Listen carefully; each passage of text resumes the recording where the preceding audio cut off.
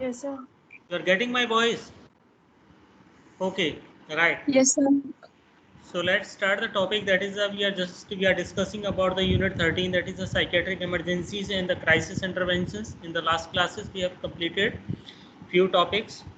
So now we have to move on the another part, that we have to finish the introduction, then definition of the psychiatric emergencies, and there are types of the psychiatric emergency, just like suicidal threat, violent and aggressive patient, psychosis, delirium and delirium tremens, catastrophic reaction, acute mania, catatonia, substance abuse and intoxication, hazardous drugs and interaction, panic anxiety, disaster, impulsive behavior, sundowning syndrome, eating disorder, neuroleptic malignant syndrome, serotonin syndrome, then sexual abuse and rape. So these all comes in the types of the psychiatric emergencies. You can see that if in the whenever their practical exam is there, they may ask some of the questions related to the types of the psychiatric emergencies, so that you have to describe about the types of the psychiatric emergencies in the proper way.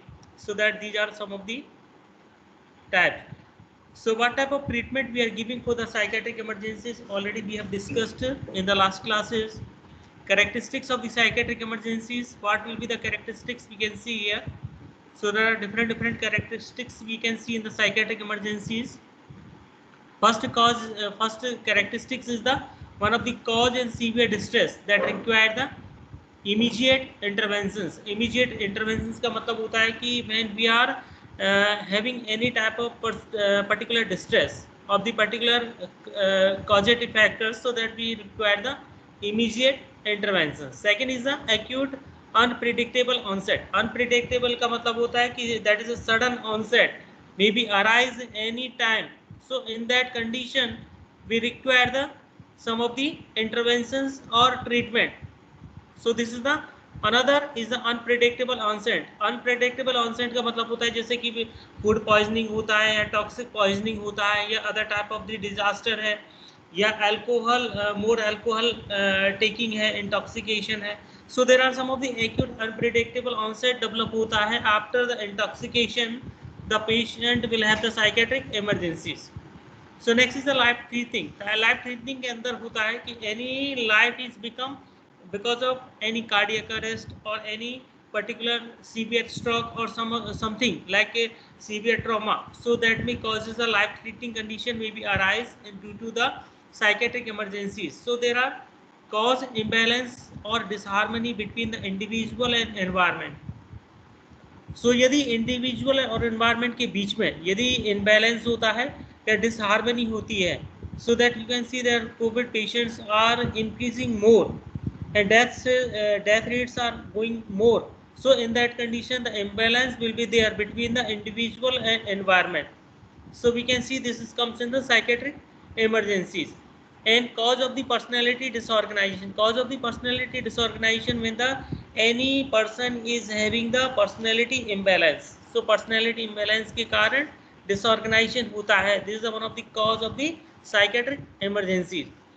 Then existing coping is inadequate to deal with the problem. If any problems may be arising due to any condition, so that the person cannot be solve the problem, cannot be cope effectively with the problem, and he should not have the particular ability to adapt in that situation, so that they may have psychiatric emergencies. So these all in the characteristics of the psychiatric emergencies. So now we have to move on the role of the nurse during the psychiatric emergencies. Psychiatric emergencies के अंदर what is the role of the nurse? So first role is the accurate and timely triage. That is triage system we have to follow. So triage system we have to follow. Just like triage system के अंदर cognitive, cognitive and affective process can be followed. It should be accurate and it should be timely. The nurses should combine their clinical judgment and emotional connection to assess the patient's situation to identify the possible mental health issues. So first of all, nurse क्या करती है? सबसे पहले she has to do the physical examination, mental status examination. She has to find out the particular emotional problem of the patient, behavior of the particular patient, so that she has to go through the clinical judgment, and she should identify the particular mental health issues that is related to the problem, so that accurate diagnosis can be done by the medical department or nursing department. So second one is the manage the environment. Manage the environment का मतलब होता है कि when the environment is not suitable for any person, they cannot substitute the himself with other conditions, so they are having the some of the managing problem, managing situation, so they can manage the environment. जैसे कि आप देख सकते हो कि nowadays COVID patients are increasing more in that condition, so environmental is not becoming suitable for each and every person, so they are become isolated in their home. So the environment should be managed so that the cases will not be spread more. So we have to keep distance, we have to maintain safety measures and guidelines which has given by the ICMR. So there is a manage the environment accordingly by state government, that given an ICMR given the guidelines we have to follow, so that we can manage the situation. Manage the uncertainty, how to uncertainty can be treated. So patient will not be able to describe his condition accurately, and history, medical condition or other pertinent information needs to be collected. So all over information can be collected from the patient, that should be done in the identification of the data, and it can be like history taking, medical condition can be identified, that should be in a medical past medical history and present medical history we can identify from the patient, and we can should have the ensure with all conditions, and we can provide accurate information regarding the patient's condition. Assess the situation. So situation को assess हम कैसे करते हैं? So we have to identify the some of the causative and problem areas. Problem जो areas होते हैं उनको identify करके उनके लिए हम planning करते हैं. Then after the planning we should provide the interventions so that we can assess the situation. First of all we have to identify the problem. To assess the general condition of the patient, we have to identify the different aspects that is related to the patient's problem. Then address the whole patient. Address the whole patient when it is the overall care can be given to the patient when the patient is having the any type of problem that will be the related to the physical illness or mental illness, so that we have to address the whole patient, and which type of patient and which type of severity the patient should have, and what type of treatment he require. According to that we have to address the whole patient to the health department. Then we an advocate, so we are become advocate to take the proper decision how to handle the cases in a pandemic situation, so that we should be an advocate. So we should be decision making process we should develop in our advocacy. So these are the some of the role of the nurse during the psychiatric emergencies. First we have to see the suicidal threat. The patient is going for there are two conditions like suicidal threat or homicidal threat. So first we have to study about the suicidal threat. So in the suicidal threat we can see that is the definition of the suicidal threat, that is an act of killing oneself. मतलब जो लोग अपने आप को खुद harm पहुंचाना चाहते हैं, that is known as suicidal. and जो दूसरों को हार्म पहुंचाते हैं, ठीक है, उनको कहते हैं homicidal. So in the psychiatry, a suicidal attempt is considered to be one of the commonest emergencies. ये commonest emergencies होती है जो patient अपने आप को suicidal tendency develop करता है. In the psychiatric condition के अंदर suicide is a type of deliberate self harm and is defined as an intentional human act of killing oneself. So this is known as suicidal tendency or suicidal ideation. So next we have to move on the etiological factors of the suicide. So here we can see some of the etiological factors in the psychiatric emergency suicidal, just like psychiatric disorder. जब किसी patient को major depression होता है, when the patient is having any type of schizophrenic condition, when the patient is having any type of drugs and alcohol abuse, when the patient is having the dementia, when the patient is having the delirium condition, when the patient is having the altered personality condition. So personality जब altered होती है, the person should have the personality disorder. So in the major depression, the patient can go for the suicidal tendency. This is one of the causative factors, and this is the one of the severe complication of the major depression is the suicide. So major depression can be develop into the suicidal thoughts. Schizophrenia, when the patient is having this type of schizophrenia, so the patient may have this type of suicidal tendency. Drugs और alcohol abuse, drugs and alcohol abuse के अंदर देख सकते हो आप कि when the patient is dependent on the alcohol, when the alcohol is not available at the time of dependency, so that the person is become alcohol abusive. So in that condition the patient may have the suicidal tendency or suicidal idea. So that is a severe form of emergency.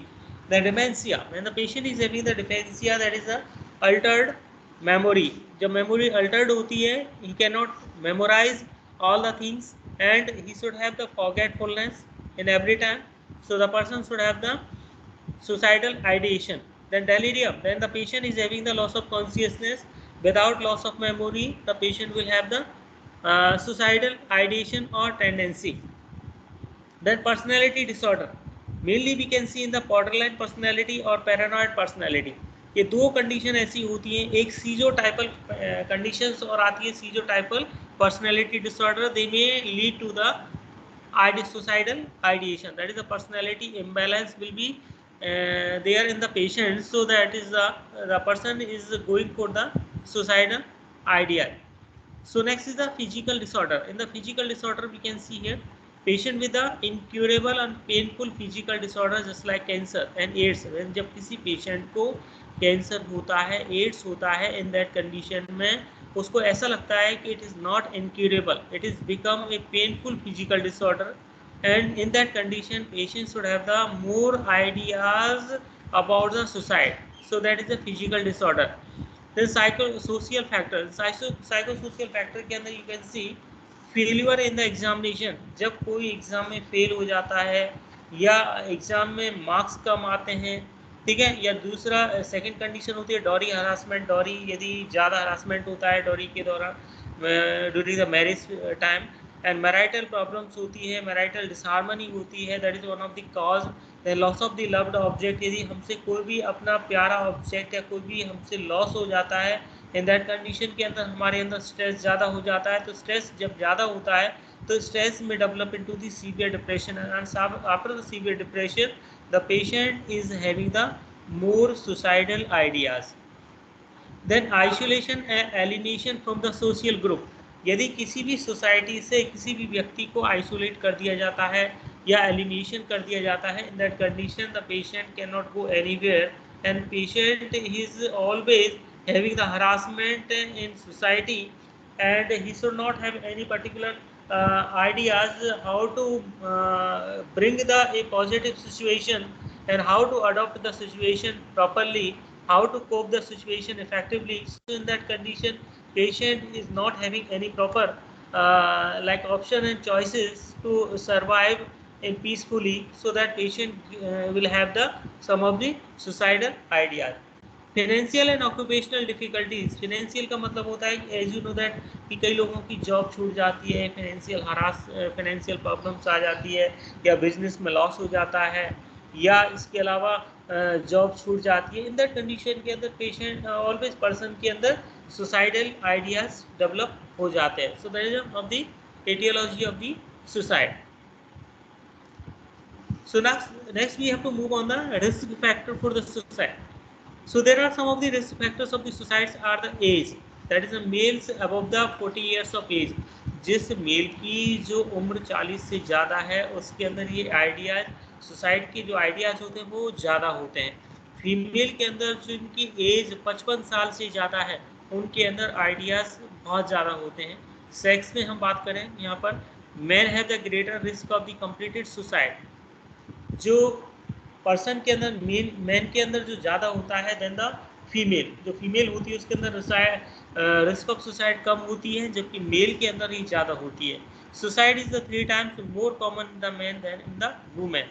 Women have higher rate of the attempted suicide, women के अंदर केवल attempted suicide होती है, जैसे कि अपनी कलाई की जो नर्व होती है उनको काट लेना, हरासमेंट करना या पर्टिकुलर फांसी लगा लेना। तो इस तरह की जो कंडीशंस होती हैं दैट इज़ द वुमेन के अंदर ज़्यादा होती है, that is high rate of the attempted suicide.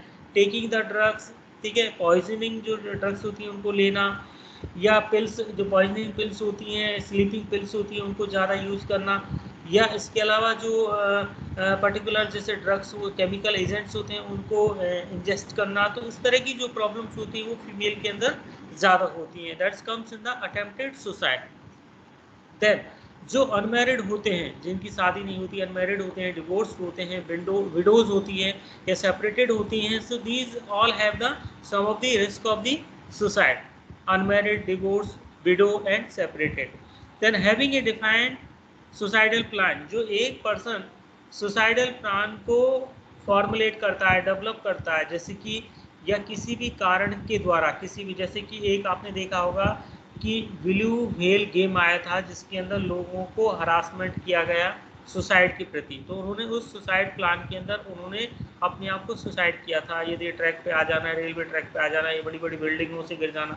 तो एक प्रकार से ब्लू व्हेल गेम चलता था, ये बहुत ज़्यादा काफ़ी आया था, अभी तो इसको बैन कर दिया था। बाकी का इससे लोगों ने, जो यंगस्टर्स थे, उन्होंने इसके लिए अपने आप को सुसाइडल अंजाम दिया था। सो that is having the definite suicidal plan. History of the previous suicidal attempt, यदि किसी भी के अंदर जो पर्सन सुसाइड करता है उसके अंदर कोई भी प्रीवियसली क्या होता है, हिस्ट्री होती है, that may go in to the suicidal attempt. Recent losses, यदि लॉसेस का मतलब होता है कि एनीबडी इज लूजिंग या फेलियर इन द एग्जाम और something, we are becoming in financial loss, then we are separating from the society or something that is related to the recent losses comes due to the suicide, that is it goes to the suicide psychiatric emergencies. So next is the types of the suicide. So we can see here types of the suicide.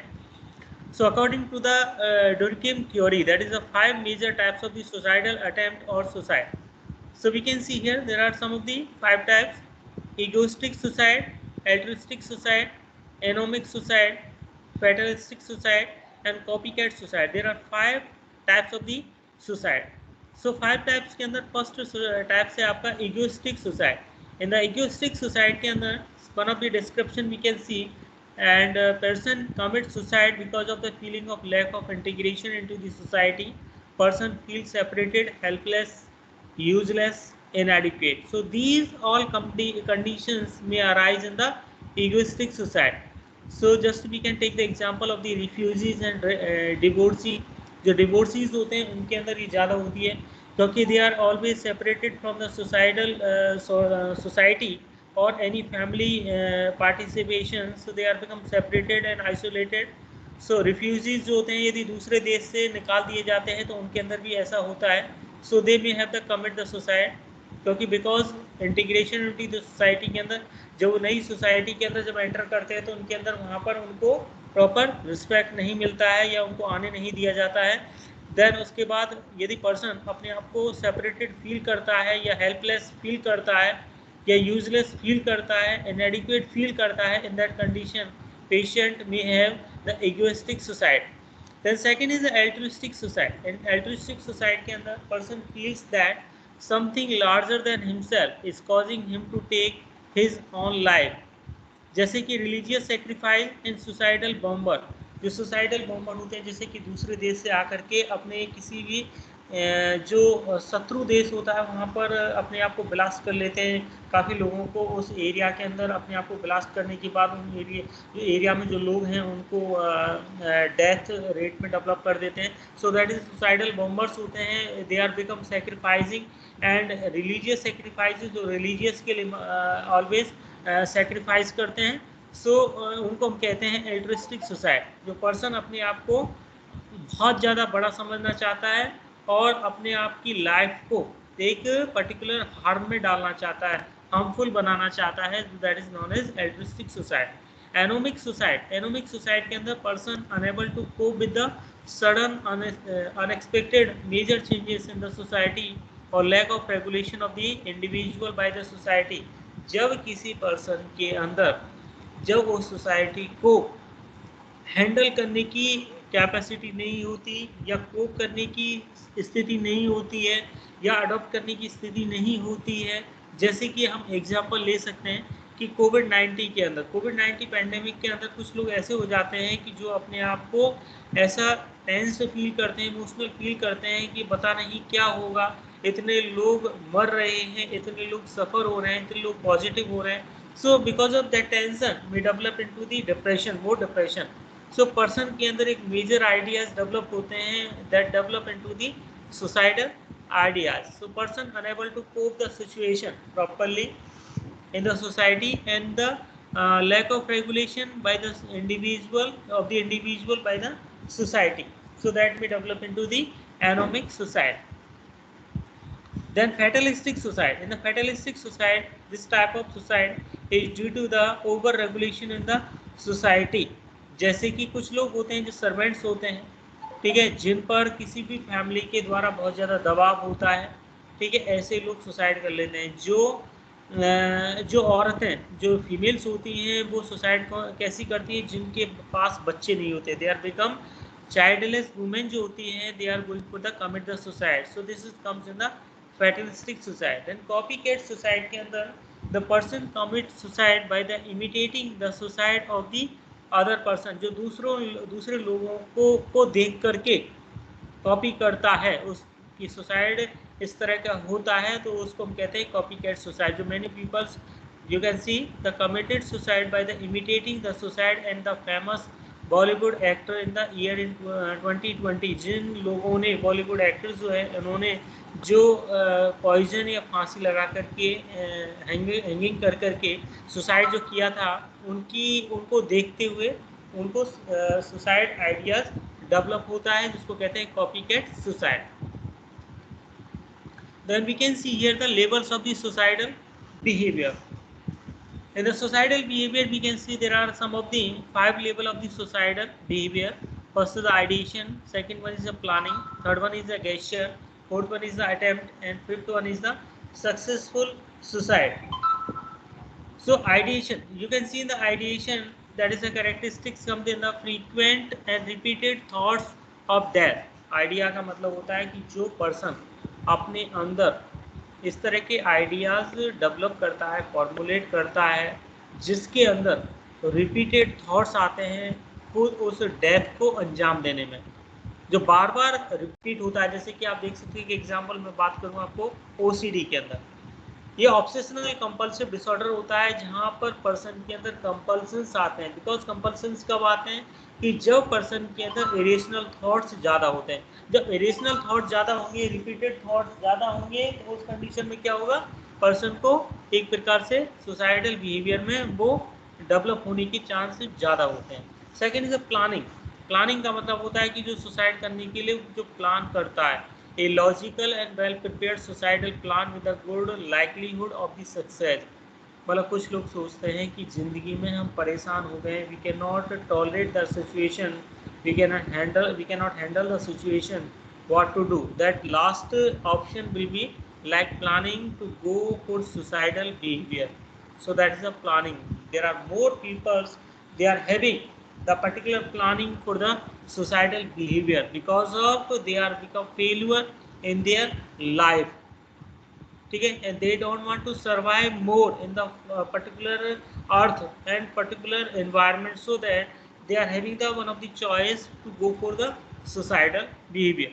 Then gesture, then the gesture means we can say behavior or activity that is dangerous and harmful but not potentially lethal।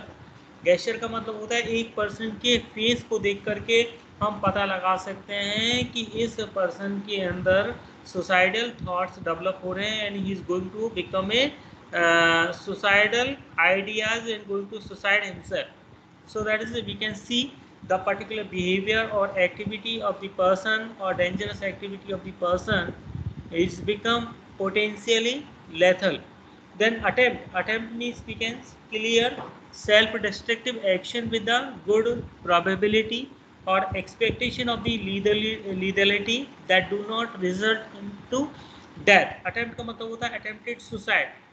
सो ये एक प्रकार से ये clear और self destructive action होता है जिसके अंदर गुड प्रोबेबिलिटी और expectation of the lethality that do not result in the death, that attempt to go for suicide, then suicidal successful suicide, destructive and harmful action that result in one on death. Successful suicide का मतलब होता है कि जो व्यक्ति उस suicide को अंजाम देता है, अपने आप को डिस्ट्रैक्ट करता है या हार्मफुल एक्शन में डेवलप होता है जिससे उसकी डेथ हो जाती है, that is successful suicide. This comes in the characteristics and there are 5 levels of the suicidal behavior. Now we can see the parameters to assess the risk of suicidal behavior. There are some of the parameters हम देख सकते हैं यहाँ पर. First parameters high risk and low risk. Parameters के अंदर suicidal behaviour circumstances, intention to die, psychopathology, coping mechanism, communication, family support, environmental stress. So these all are the parameters. Parameters में जैसे फर्स्ट पैरामीटर आपका क्या है, suicidal behaviour circumstances. Second क्या है आपका, इंटेंशन टू डाई. थर्ड है आपका साइकोपैथोलॉजी. फोर्थ वन है आपका कोपिंग मैकेनिज्म. फिफ्थ है आपका communication pattern. Then sixth is the family support and seventh one is the environmental stress. So that we can see these are the some of the parameters we can see to risk of the suicidal behavior. जो व्यक्ति suicide करना चाहता है, risky है, उनके parameters हम उस तरह के पैरामीटर चेक कर सकते हैं. फर्स्ट है उसका सुसाइडल बिहेवियर सर्कमस्टेंसेस. जैसे सुसाइडल बिहेवियर सर्कमस्टेंसेस जो डेवलप होते हैं उनके अंदर हाई रिस्क किसके अंदर होता है ज़्यादा, जो व्यक्ति अलोन रहते हैं, बिल्कुल अकेले अकेले महसूस करते हैं, उनके अंदर हाई रिस्क ज़्यादा रहता है. जो ऑलरेडी प्लान कर चुके हैं, जिन्होंने स्लीपिंग टैबलेट्स जो है वो ज़्यादा मात्रा में परचेज कर ली है, या सेल्फोस जो है उन्होंने परचेज कर ली है, या अदर जो केमिकल एजेंट है उन्होंने वो परचेज कर लिए हैं, जिससे वो पूरी तरह से प्लांट है, उस प्लांट के बिहाफ पर वो हाई रिस्क डेवलप करता है. The lethal method. Lethal method का मतलब होता है कि दूसरों को देख करके अपने अंदर हरासमेंट के बाद उसको मेथड को अंजाम देता है, that is a lethal method. This is a high risk. Then low risk कौन होता है, जो दूसरों के बिल्कुल करीब रहता है, जो लो रिस्क होता है. मतलब हम क्या करते हैं कि दिस इज द इंटरवेंशन. जब भी कोई व्यक्ति अकेला महसूस कर रहा है, टेंसिव है, डिप्रेसिव है, तो उस कंडीशन में just we are supporting the person, we are controlling the environment, we are manipulating the situation of the patient, just we are providing the calm and quiet environment, just we are supporting the client, we are encouraging the client, and just we are educating the client, just we have to mingle with the client, just we have to mix with the client, just we have to play with the clients, so that comes in the close to someone, so we can remove from the suicidal ideation. So not plant. Not plant का मतलब होता है पूरी तरह से plan नहीं किया हुआ है उसने, तो हम कहेंगे that is a low risk. The low लीगलिंग मेथड, जो लीगलिंग मेथड यूज करता है, कम यूज करता है, उसके अंदर ये लो रिस्क होता है. The second is the intention to die. Intention to die के अंदर आप देख सकते हो कि इंटेंशन डाई के अंदर हाई रिस्क ज़्यादा होता है, ठीक है, एंड लो रिस्क होता है सबसे लो रहता है, कम रहता है. इंटेंशन, जिनके माइंड के अंदर एक इंटेंसिव फीलिंग हो गई है कि मुझे मरना है, तो जिनके अंदर इंटेंशन बन गया है, जो ज़्यादा है इंटेंशन, तो उनको बहुत हाई रिस्क है. जिनका इंटेंशन कम होता है, ठीक है, लाइफ इज बिकम सेटिस्फैक्ट्री, ऐसे लोगों की लाइफ सेटिस्फैक्ट्री होती है जो लो होते हैं, जिनको लो रिस्क के अंदर उनका सुसाइडल आइडिएशन डेवलप होता है. हाई रिस्क का मतलब हाई इंटेंशन होता है कि अब मैं पूरी तरह से कम्प्लीटली मैं हरासमेंट हो चुका हूँ, कम्प्लीटली इस लाइफ से बिल्कुल अलग हो चुका हूँ. I don't want to live more my life with the other people or in this environment, so that they may have intention to die, so it's become high risk in the particular suicidal ideation or behavior. Psychopathological condition. Psychopathological condition के अंदर आप you can see here present and severe.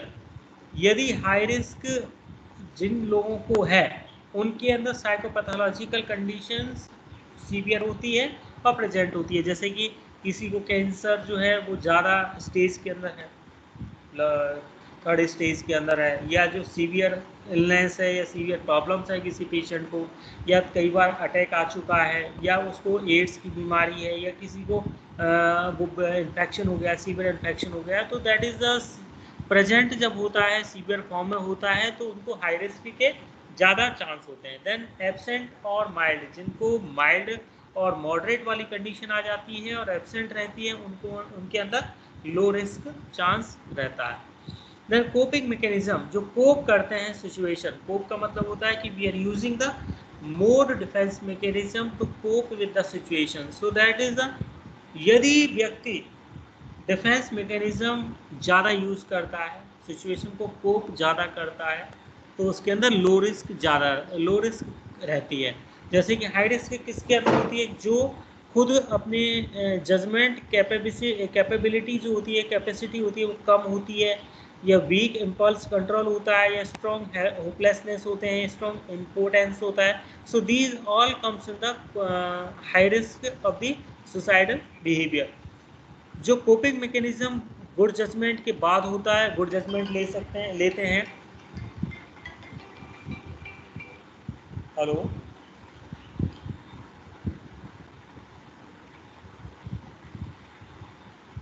Ji sir.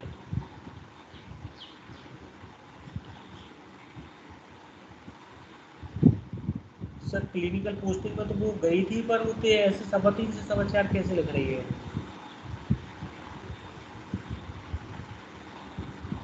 हाँ हाँ हाँ।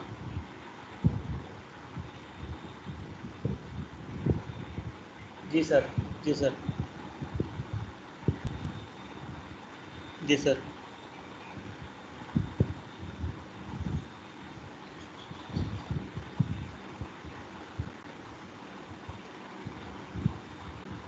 नहीं तो ऐसे तो, नहीं तो ऐसे नहीं होती है सर, पोस्टिंग तो कम्प्लीटली मतलब उनका तो पूरा आर्ट्स है, 6 आवर्स